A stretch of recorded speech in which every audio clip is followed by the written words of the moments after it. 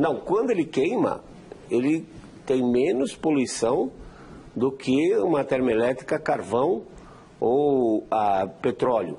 Mas até chegar na queima... dele... Ah, bom, mas aí é diferente. Aí é diferente. Você está falando do impacto ambiental que ele tem na produção. Na produção, no solo e na contaminação das águas superficiais do lençol freático. Poluição das águas.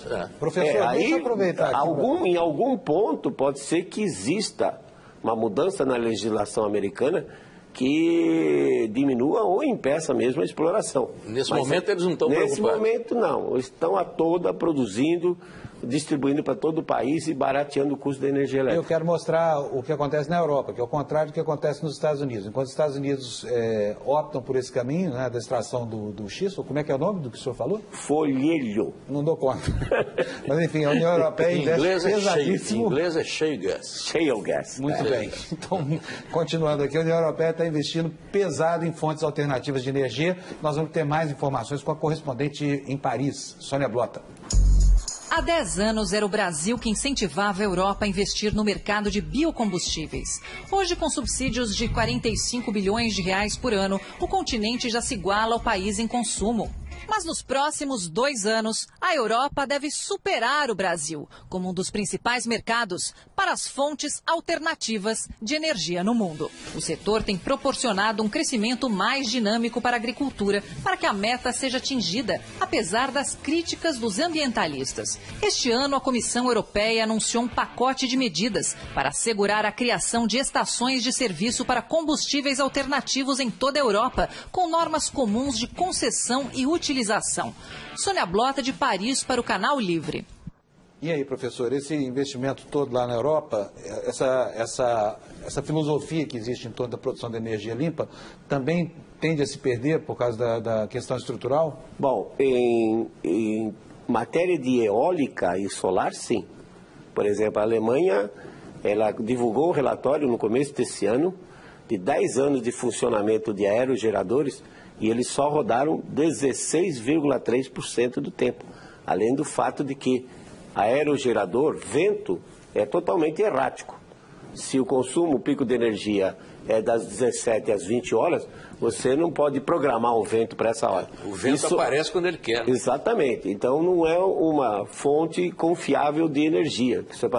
Agora, a virada para biocombustíveis é interessante, mas particularmente em países tropicais como o Brasil. E, em particular, eu tenho sempre falado de que, por exemplo, as palmáceas nativas, como Buriti e Macaúba, produzem um óleo de excelente qualidade, cadeia carbônica longa, com grande poder calorífico, e são nativas, elas não têm inimigos naturais. Bom, vamos fazer mais um intervalo comercial e a gente volta já já para continuar a entrevista com o professor Molhon. Até já.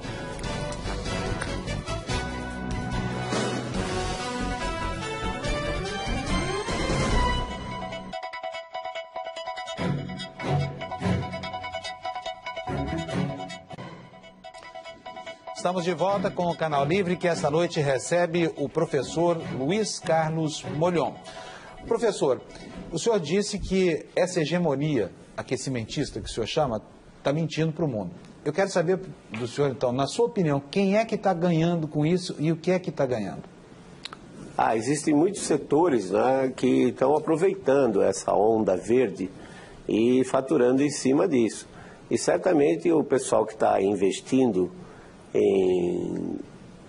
no sistema de comércio de carbono já faturou muito antes de bolsas como a extensão da Bolsa de Chicago acabar e agora praticamente sinalizando na Bolsa Europeia de acabar. Então tem muita gente ganhando dinheiro com isso, até as próprias indústrias, como você citou, de fontes renováveis, energias limpas, também aproveitam o momento, né, para se juntar para poder, então, ganhar mais. Mas, certamente, nós poderíamos até dizer que os próprios produtores de petróleo, as produtoras de petróleo também estão ganhando, porque o petróleo estava a $3 em 1973 e em 1913 está a $100. Quer dizer, em 40 anos, 33%, um fator de 3.300% de aumento. Seria necessário uma onda verde pelo resfriamento agora, professor? Eu não sei, eu acho que nada como um dia atrás do outro. Se nós já passamos 16 anos em que mostra que a temperatura está estável e o CO2 está aumentando, então aos poucos vão começar a se convencer.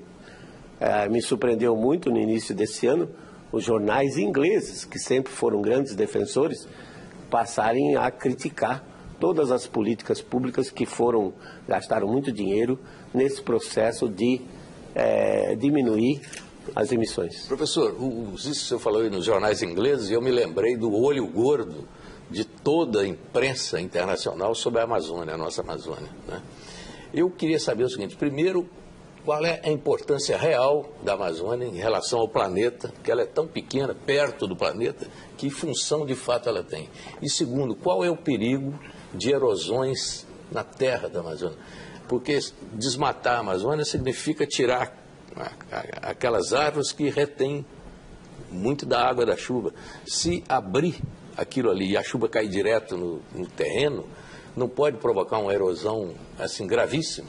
Certamente, Dmitry. Acho que o maior problema do desmatamento é a degradação ambiental, particularmente a erosão do solo. Há anos atrás, 85, 87, nós fizemos um experimento que mostrou que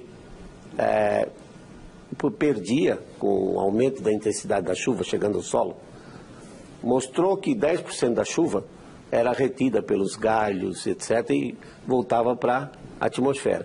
E a chuva que chegava a mais, o impacto dela, então, promovia uma perda de cerca de 300 toneladas de solo por hectare por ano. Isso é real, né? E isso aí, então, essas partículas de solo vão para os rios, muda a qualidade da água, da vida aquática e dos animais que dependem disso. Com relação ao clima global, a gente não sabe exatamente. Eu mesmo achava que a Amazônia era importante fonte de calor, hoje já mudei de ideia, mas o que nós sabemos é que aquela floresta sequestra carbono, ou seja, a floresta vai, ao se renovar, ela retira gás carbônico do ar via fotossíntese. Professor, mas então o senhor mudou de ideia? Mudei de ideia com relação ao papel da Amazônia como fonte de energia para manter o clima atual. Mas com relação ao carbono, não. A floresta sequestra carbono mesmo. Professor, bom, o nosso tempo terminou, o senhor tem então 1 minuto para as suas considerações finais. Bom, os dados estão aí, né? E como se diz, contra dados não existe argumentos. O CO2 está aumentando e a temperatura tem se mantido estável. Isso mostra, inclusive olhando períodos passados, que o CO2 não é o grande controlador do clima. Como o Sol está entrando agora num período do mínimo desse ciclo de 100 anos, e esse período vai durar até o ano 2030, 2032, e os oceanos, particularmente o Oceano Pacífico, estão se esfriando os oceanos, então a tendência do clima para os próximos 20 anos, na minha opinião, é de um resfriamento global com invernos mais rigorosos. Um clima semelhante ao período de 1946, 1976, que foi muito ruim para a economia brasileira, para a agricultura brasileira, mas que naquela época a população era pequena e a economia não era globalizada. Voltando a um clima semelhante a 46 a 76, hoje nós vamos ter muito mais problemas sociais e econômicos. Bem, o Canal Livre de hoje fica por aqui. Nós agradecemos a presença do professor Luiz Carlos Molion e dos jornalistas Fernando Mitre e Tobias Ferraz. Tenha uma ótima semana, a gente se vê domingo que vem. Até lá, uma boa noite para você.